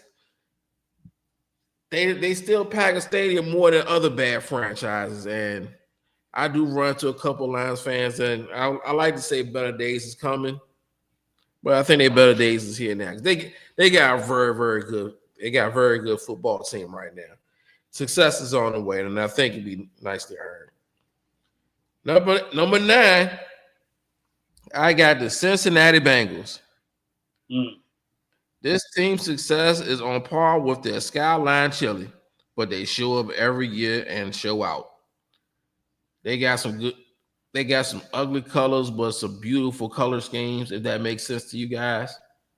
Showing up in that bank and them Bengal Tiger colors. They tailgate. Like I said, that Skyline Chili look like something that's awful, but they eat it. You gotta be a diehard fan of them to eat that. That's all I gotta say about it. I mean, nothing pledges your fanhood, pledges your allegiance to your football team by eating bad food. That's love right there. And speaking of love, let's go to number 8, which is the Cleveland Browns. The dog pound. Win or lose, knowing that they're going to lose. They still there. Cold stadium, just like Cleveland, even probably even colder. Have not won nothing. Have not been respected since Bernie Kosar. I have been relevant since Jim Brown was toting the rock. This team has had a franchise leave. They beg for it. It comes back. They still trash, but they still show up. And the franchise that leaves goes to Baltimore. They win 2 Super Bowls. And Cleveland still has not got nothing yet. But God bless those fans. It's kind of hard. I feel bad for them because you still don't see nothing else good for them. And again, I blame Jimmy the Sledgehammer Haslam. And that's why he needs to get packed up. Look, he owns the Browns and the Bucks. Look at him. Don't say nothing. Just look at him. At number 7, we got the Chicago Bears. Don't you just want to root for them but can't? Soldier Field is a very cool place to pack a stadium to watch your team get punished, but they do it every single year. Every single year. Shout out to those fans. My heart goes out to you guys. Yeah, shout out to Zena, the crab pie queen. I might have to get some more crab pies. Yeah, we don't have to hit her up for that. Yeah, you got to put in a collection plate on them. James ain't cheap. No, it is not. And I'd be honest with you, if I was in, I'd jack the price up anyway. Yesterday's price ain't today's price. Them James be hitting. Hey, look, I might consider put a crab pie on the line. That crab meat ain't cheap, y'all. Oh man. Just all that. That's all the strength for that alone. She does with real crab meat. That crab meat is not cheap. Oh boy. This ain't tuna fish you messing with. This the real deal. The real deal right here. Oh man. But the Chicago Bears, I got a lot of love for you guys, but it's just can't wait to just Can't believe we wasted $6 million on Von Miller. Oh, we get back to at number 6. We gonna break. Oh, let me get through this. Y'all can talk about it. The Seattle Seahawks come at number 6.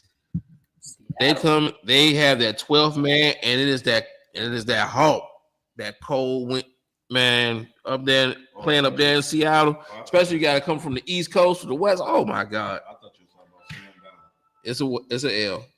It's almost as a L. That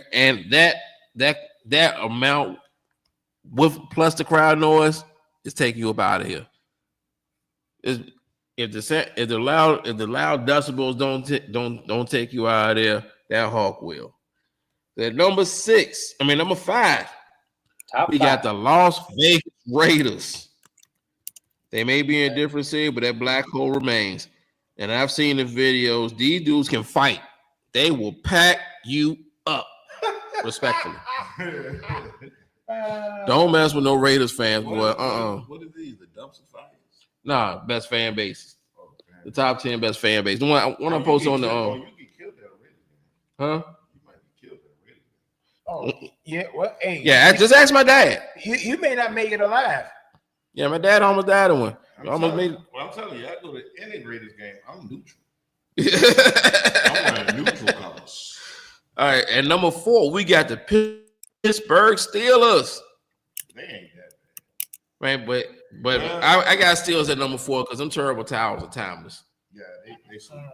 They sweet. I gotta put respect with I respect. can't even lie. I love to see them yellow flags in the air. The Terrible Towels, they were respectable franchise. Only had 3 head coaches in its entire existence and the most Super Bowl rings. Amongst. Okay.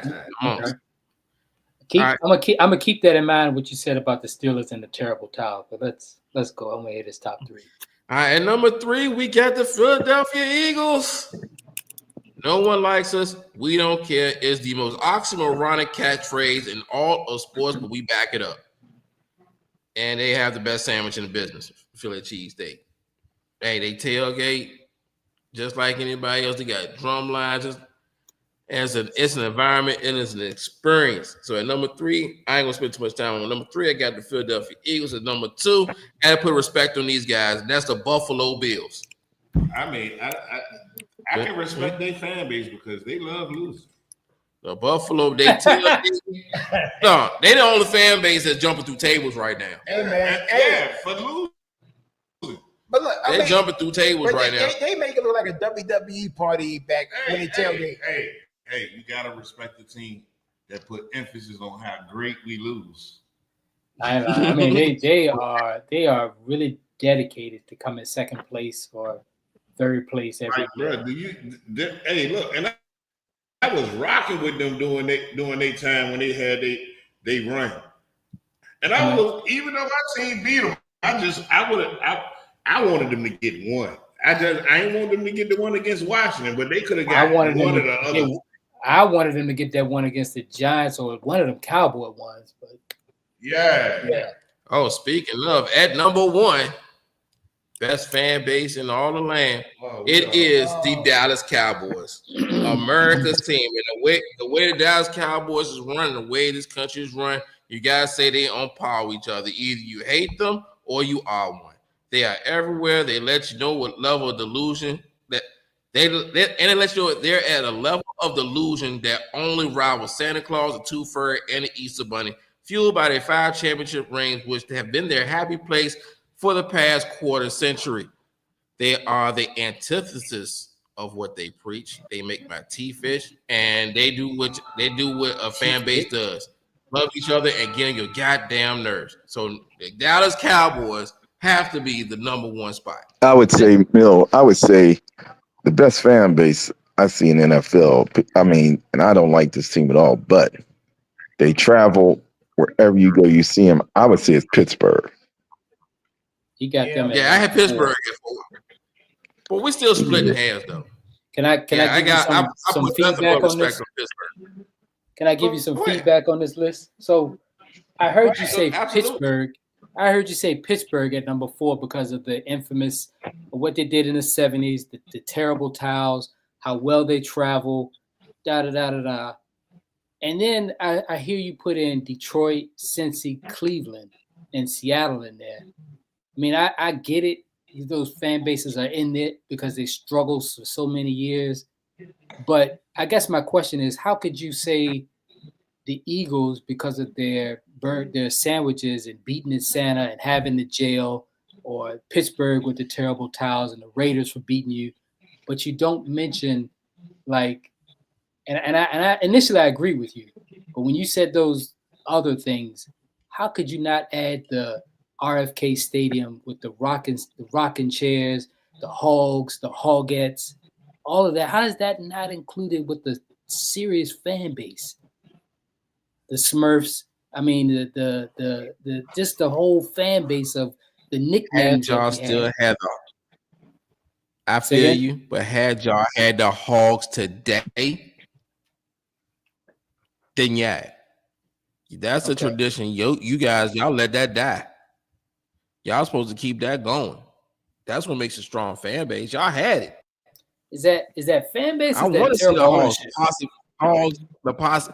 Just like the Cleveland, the dog pound still there. With the Raiders, the black hole still there. Y'all had the Hogs. Hey, look, bro, don't come for us. I'm not coming to y'all. Leave us out. I was trying to. Leave us out of this. I was trying to. We getting our shit. We getting it together.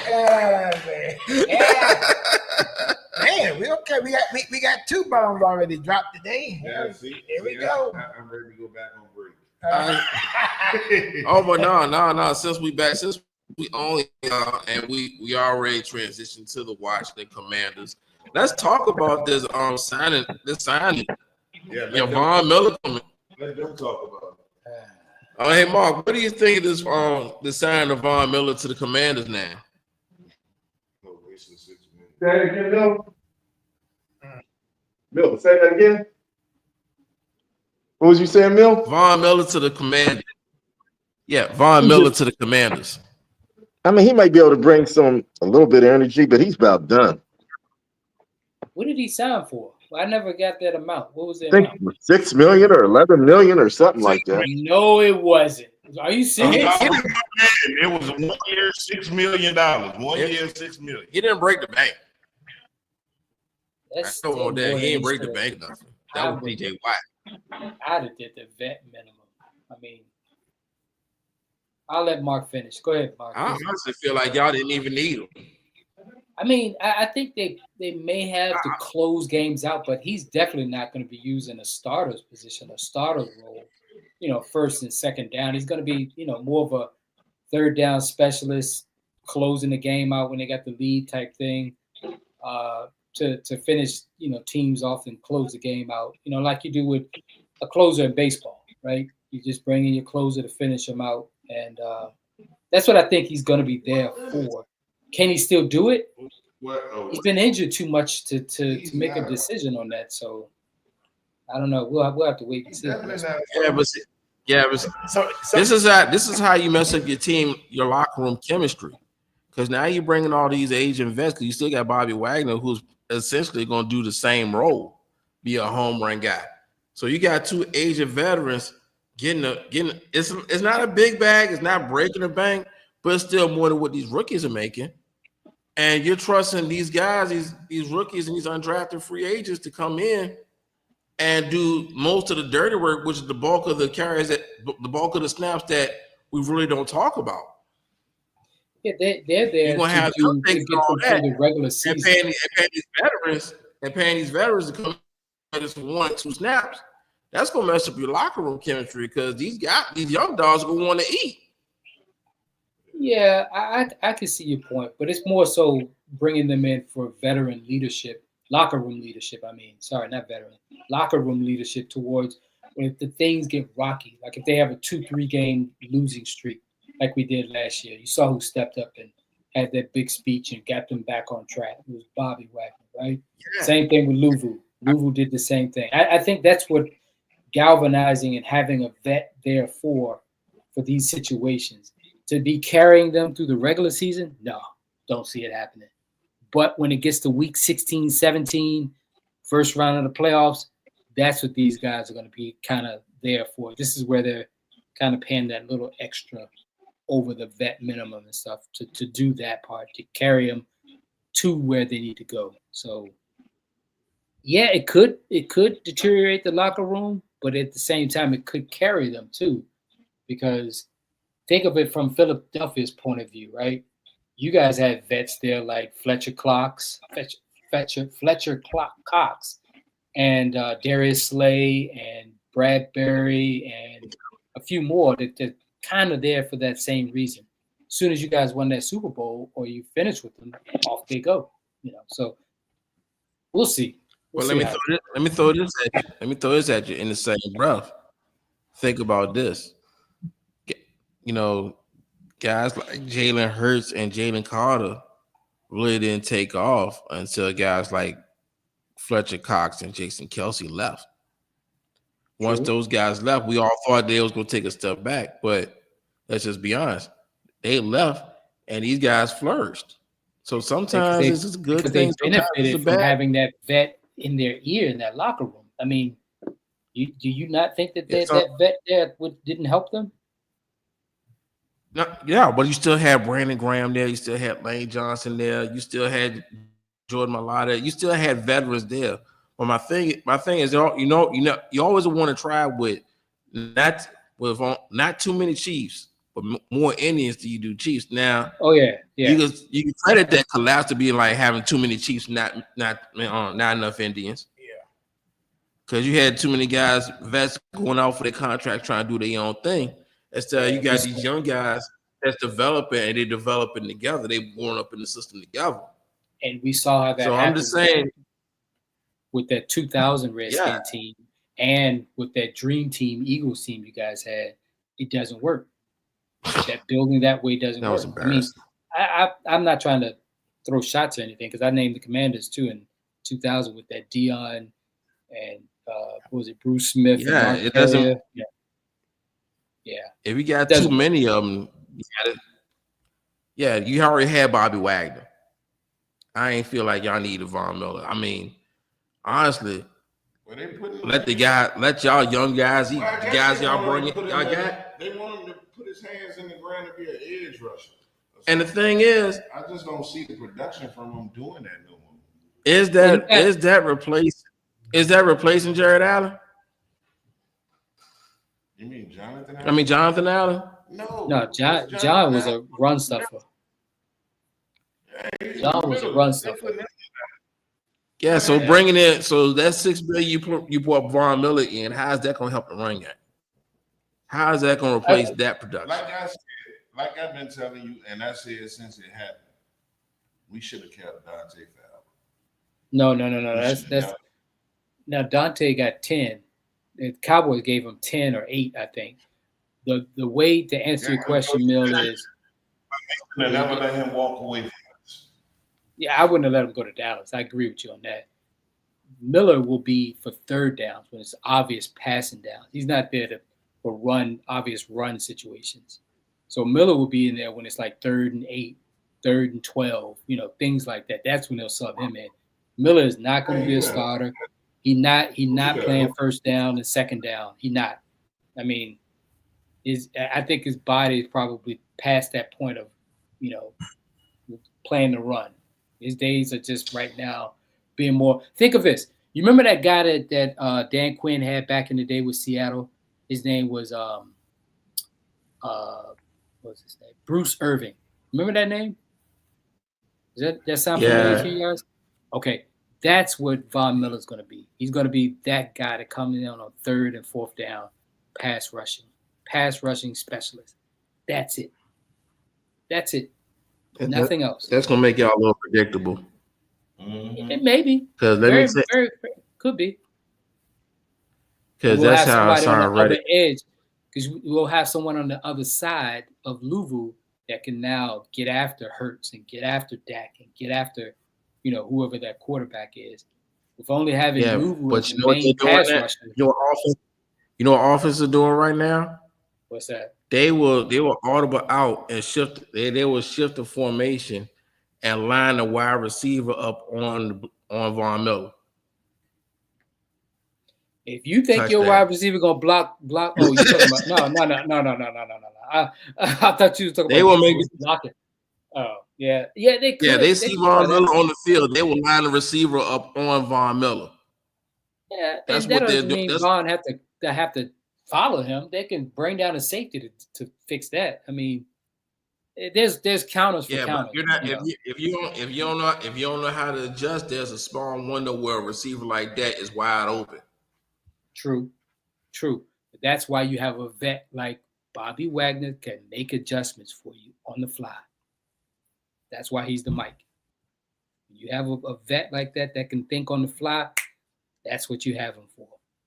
So, I mean, I see your point, but it's all about quick adjustments, and that's one of the reasons why Peyton was so good, because he could audible with like 2-3 seconds left on the clock before it's time to hike the ball. And the only person that really on the defensive side that could really match him chess piece for chess piece was really Ed or Ray Lewis. They could kind of counter him, but that's what made Peyton so special. So do I think Dak and Jalen Hurts could do that? Probably not yet. They can get there, but right now, probably not. All right. Well, we got 5 more minutes left, and I'm gonna I want to talk about some NFL free agents, and I'm gonna start with the Washington Commanders. I'm gonna send them around the room, and I want you. We need to cover these free agents real quick before we get out of here. What's going on with Terry and you guys? I have no idea. Somebody help me. Well, he's I'm not not a free agent concerned yet. about that. Yeah. Yeah, He's still on the He gonna contract. he's going to get a new deal. He's getting 25 this year. No, he's Let's getting not 15 even talk right about now. that. He getting 15 right now. He wants 30 or more, I think, or something like that. He I wants think 30 they're a gonna year, get. but he in the last year, Yeah, he he gonna get his money. Terry, he's gonna get it. It's just that they haven't made a priority because they haven't really gone to camp yet. Right now, it's just the dead dog days of summer. There's nothing to talk about. They're making it bigger than what it is. He ain't going away. and Not Until, trading. until another receiver gets signed, then that price going up. Ain't what receiver that's gonna what. be signed for the price to go up? What Well, what that receiver boy from out there that's gonna make the price that's gonna reset the market right now? Jerry boy Judy. from the boy from the Jets just got signed the other day. He's still in Cleveland. He ain't going nowhere. Exactly. He ain't going. He under contract with them. He ain't said nothing. That don't stop Jimmy Haslam from doing it. Yeah. I don't think he has no more money left. Does he even have any more money left after that contract with Deshaun Watson? Y'all go ahead. So He had enough to pay out by our Dame's contract. So look, we had 2 years ago, Miller had this thing that says do not trust initials BS.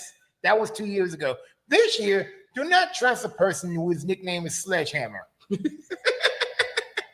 Do not trust with the name Sledgehammer because basically I don't know the backstory. Just look at him. Can we stop at this Jamaican slide right here? Just look You get something to eat. Yeah. Oh man. Y'all about to hit the highway and shit. Mhm. Yeah. As soon as we drop you off. But do not trust the word sledgehammer. Jimmy the Sledgehammer. The sledgehammer. And like I don't care to know what the actual name is. All of it. That's all I he killed. If killing the ant was a sledgehammer as a person, it'll be Jimmy Haslam. Jimmy Haslam. All right. So He kills ants with sledgehammers. that's the only name that I really gonna end up going by. Overkill. Is that about a? That's fine with me. I like Sledgehammer Haslam. Well, that's what I'm saying. So you just telling us who not to trust. We almost out of here, bro. Come on, All man. right. We almost out of here. Did you guys get a chance? Did you guys get a chance to talk about Clarissa Shields and Layla today, or no? No, we have not. Okay. She said, Hey, Mark. I'm gonna give you that 15 Yes, sir. Yeah, I need Mark to chime in on that one. Carissa Shields and Layla Ali. Is this fight going to happen or what? I hope. I mean, if Layla wants the money, but in my opinion, she'd be better off staying at home because she's gonna take a savage beating. I mean, she has not fought in years, It's and been she didn't have. 10 I mean, right? she has no business even getting up in there. Clarissa Shields Camp said they got the 15 that she wants. But the thing about it is that made it. How did she turn around so fast with it though? It was like as soon as Layla said it, she was like they had a meeting and streamed it and was ready to go. The check was cut and they're like, here we go, the 15 right here. It's like they were waiting on it. What? Because she know that's gonna be the big payday. Yeah, but you fighting what is Layla now? She got to be in her 40s. Well, Layla Ali No, she's got to be. But Layla the one that keep asking for it. I mean, cut and dry don't need to happen. I'll just leave it at that. It does not need to happen. I mean, Layla should be making enough money off endorsements that she ain't got to deal with that. I mean, it's a lot of money, $15 million, but I can guarantee you this: she get in there if she want to, she ain't going to heal up the way she used to, and it's going to be a whole different. It's going to be a whole different way. But will it make a difference with the size difference in this fight? Look, I mean, I don't mean to say this in a disrespectful way. Layla will get a street ass whooping. It doesn't matter. I mean, boy. Clarissa Shields reminds me of Bernard Hopkins. I mean, you fight when you used to fight that dude, huh? She drunk dirty water, nigga. She different. Yeah, from Flint. She drunk the Flint. I mean, she drink that. Hey, she drink that water when you cut the light off. She glow in the dark. I mean, you can't. I will have to agree. I mean, Layla has never fought anybody on this level. no, I mean, you know what? To be honest with you, I don't mean. People will say I'm wrong, but people will say I'm wrong when I say this. But I'm gonna be honest with you. You know, I thought Layla was okay, athletic. I don't think she was that great of a fighter. Right. I think she went off of her dad. I mean, she got the publicity off her dad at the time when she came along. There weren't that many great women boxers. Hell yeah, Christy Martin. I mean, you didn't have much. To be honest, the woman I would have wanted to have seen her fight, she never did fight, was Lucia Riker. Because if she'd have fought Lucia Riker, I think she'd have got beat. Look, she does not want to mess with this woman. Clarissa Shields is at a point where there ain't nobody else out there for her to fight. So hell, she'll call me up if she thinks she can get a decent payment out of it. Called out Jake Paul. I mean, she trying to fight. She's looking for money at this point. I get it. She went to MMA, found out that was a little different beast. She didn't do too well in that. I mean, she's an athletic woman who has, and right now to the point where, Emil, you can chime in on this. The only thing, I mean, I think the only way she'd ever make money, she'd have to go to MMA or the WWE or something. She's not gonna make a ton of money in boxing. Nope. WWE always found a place for her. Unfortunately. Yeah. So gifted guys, athlete, this is all the time we got, guys. We gotta get on out here. Shout out to my auntie Roz McCoy. Yo, auntie, we'll see you in a few because we are on our way down the highway to catch her at our comedy show, Constance Comedy Club in Newport News. She's having her last show tonight. We on our way to hit that up. Guys, thank you for joining us. Next week, I'm gonna have a couple more top 10 lists we're gonna chime in, and we're gonna get my dad on here and we're gonna talk some NFL because NFL is about to come up and also fantasy football. Oh, we should have a top 10 teams of WB liking. Yeah, there you go. Hey, Mill, do you have an Yes, idea sir. of where to do the draft at? Are we gonna just do it from our own homes, or we're gonna meet somewhere and do it? Yeah, it is going to be on the August 30th, 31st, The 30th episode of the Studio W Sports page. at 3 p.m. Okay. Yeah. Yeah, it's on the, it's the show. It's on the show. Oh, we're gonna do it live. Yes, it's a live on the show. We did it last year live. Remember? Yes, sir. Yeah. Do it live. Yeah, that was the year before. That was wild. We ain't doing that this time. Look, we gotta get out here for Romar Cussers out. Before he gets us canceled. Get us canceled out here. It's been the Studio W Sports page. I will see y'all in church tomorrow. See ya.